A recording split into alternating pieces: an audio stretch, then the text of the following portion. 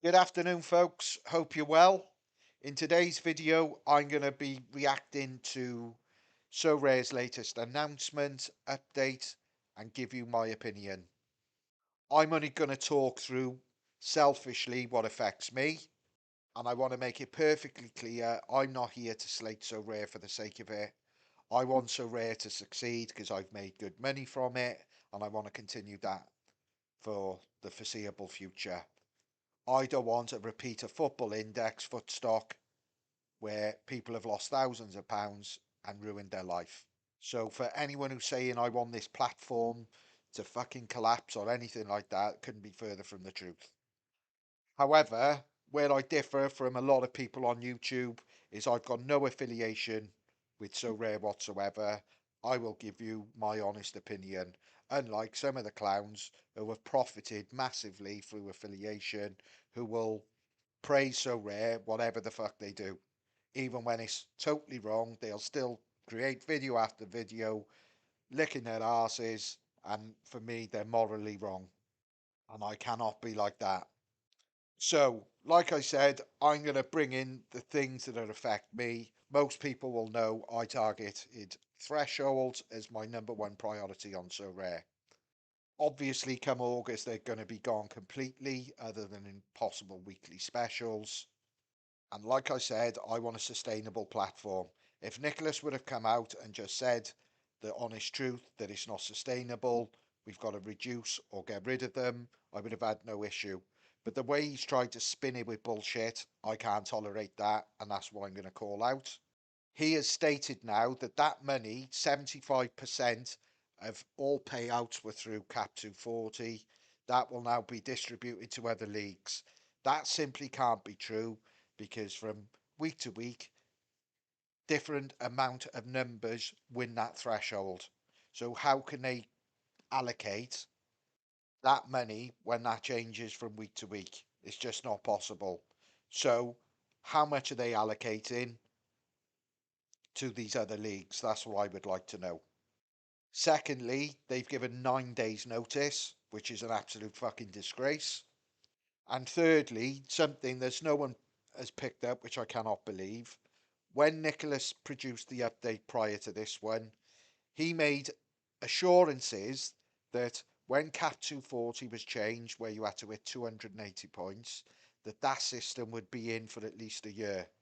Not only has he gone back on that, So Rare's Medium channel has now removed that post. It's quite obvious why they've done that because they don't want any comeback on it. But I know for a fact that that was the case. So they've basically lied. So anything I read with this update, I'm taking with a pinch of salt because I know that can be changed regardless what promises they're making because they've got a history of doing that. On this transitional period, it's a complete waste of time, in my opinion. If you're going to be hitting 390 points with a team that have averaged between them 240 maximum over their last 15, then good on you. But that's rarely going to happen. There will be obviously people doing that, but the chances of doing that is very, very slim, as is hitting 340 points. For example, the Rare League last game week, only 6% of the entrants hit 340 points or more. So Rare are going to save shitloads by doing that, which I've got no issue with if it's going to make the platform sustainable, but just be truthful.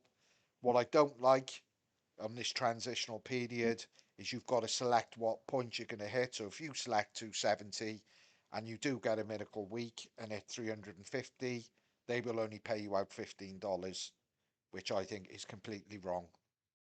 My other concern, sorry, is what happens to these cap players.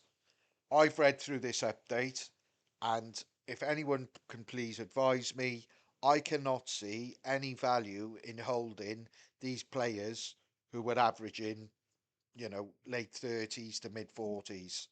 They're not going to be good enough to challenge in the other leagues come August. So I see no point of these players. And in my opinion, these players' prices are going to drop even further. My other concern with these prize pool when it comes in August. Division 4 rare. If I finished between 26 and 43rd and won a tier 5, I'd be fucking fuming. That is not rewarding progress, in my opinion, or an achievement. To finish 26th to 43rd and to win a tier 5 is an absolute piss take. So I've got to work it out whether it's even worth buying these new season cards because it's going to be hard to win anything decent. I have to correct myself because obviously this is the classic where you would use the older cards so you wouldn't have to buy the new season's cards, but that you would win the new season cards going forward. But if it was a tier 5, I just don't see any fucking point at that because who's going to want to buy a tier 5 off you to compete in the league? I just don't get it, if I'm being honest. However, I do like the issue where you can win money now with the new season cards.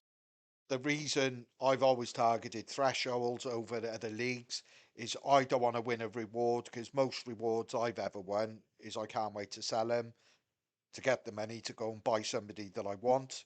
So I'm all in favour of winning cash prizes rather than cards. So there's a bit of positivity. However, what I do not like, because it favours the Wales, is where you can put multiple teams in. For example, there's going to be Wales who hold stacks for Bayern, fucking Liverpool, whatever you want to, whatever team, decent team you want to say, who are going to rinse the classics, the old season cards, because they've still got stacks from them.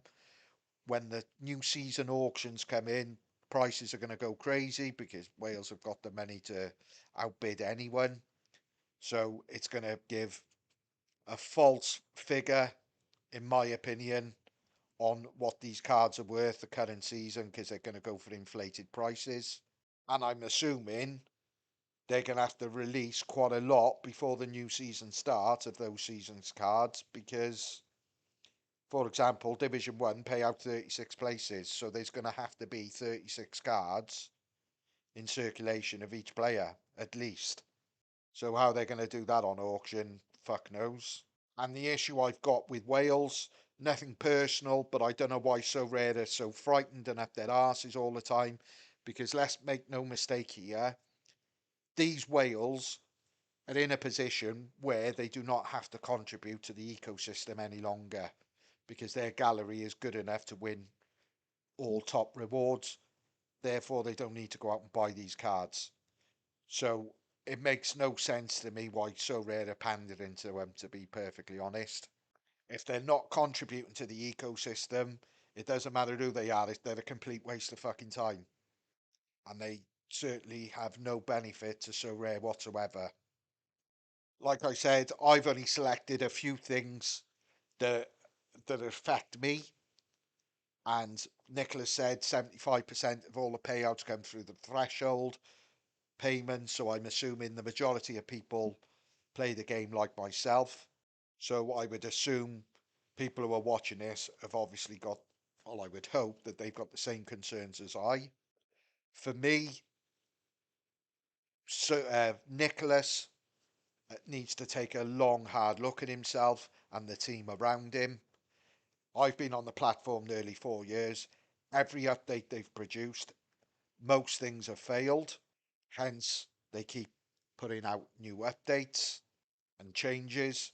So whether Nicholas needs to step down as the CEO and get a brand new team in as well, because for me, these updates, they're more miss than a hit. My biggest issue is how anyone can plan long term on Sorare because it's fucking nigh on impossible. Because you plan on one thing and the next thing you know, a new update's come in and that blows it up the fucking water. So you've got to start all again. How they expect to entice new customers when they keep changing everything, making things far more complicated than they need to be, then it's a mystery to me. So, not that Nicholas would be watching me, obviously, but for me, he needs to take a long, hard look at himself because For me, he should resign and let people, professional people who know what the fuck they're doing, run the show and get rid of the whole team there because they're all fucking useless, in my opinion. Anyway, guys, I've gone on enough. I got a fucking headache after reading all this again, and it's no good for my health. But anyway, guys, on a serious note, thanks very much for watching and all the best.